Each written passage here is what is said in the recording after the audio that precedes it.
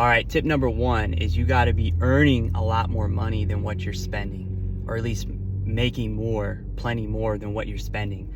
So that's why I moved into my car. The whole van life thing was back in June. I'm like, bro, I'm not spending $1,100 a month on rent, power, internet, just for me, a single guy, to come back and do nothing. Like, it doesn't make any sense. If you have a family and kids, it's totally different. But just assuming you're a single man like myself, the van life, if you don't have a high income, 40, 50 grand a year, you should be able to live a pretty good life and save. But in today's economy, with the cost of food and gas and everything and rent, it's insane. Like, I'm not gonna work my ass off, for 40 hours a week in a warehouse where I work harder than 97% of the people in there.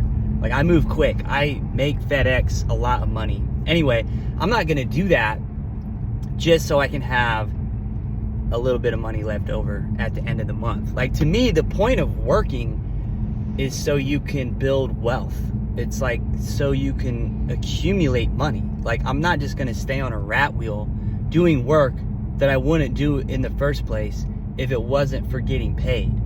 Now, I do believe I have other principles on, if you find work you really enjoy, that's a major life philosophy to try to live by, because then it just changes your whole life. But anyway, that's very unrealistic.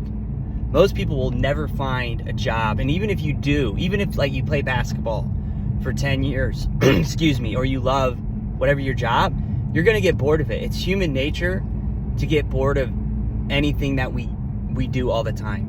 We get used to it. That's fine, that's normal. But anyway, let me get back into the saving. What I do is every time I get paid, I move money into my savings account. No matter what, I move some money. Now, usually I'll save over 50%, so the majority of my paycheck.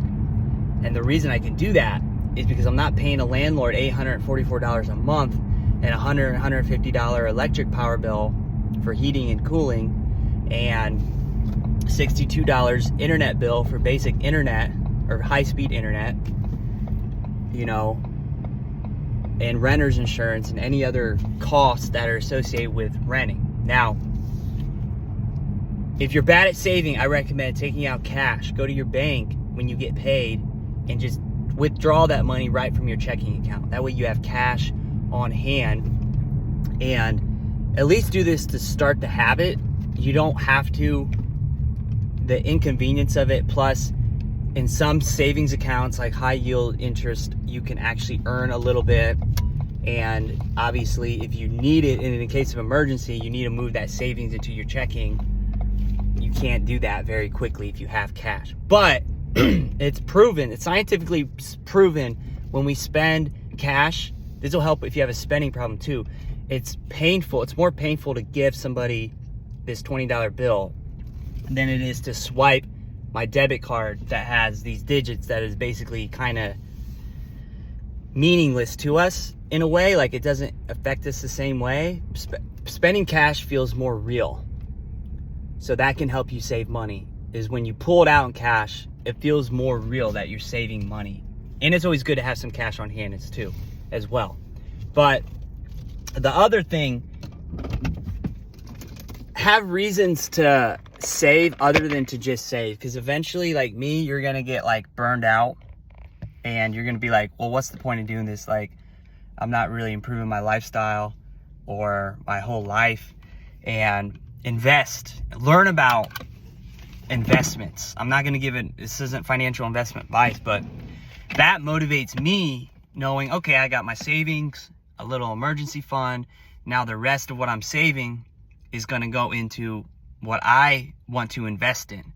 I can basically save my money, and for me, it's Bitcoin. I can save my money in Bitcoin, and you can make other investments, whatever, and you can hold the value of your money. And if you're disciplined enough, that money will go up in value over the next 6 months, 18 months, year, 2, 3, I mean, however long you can hold.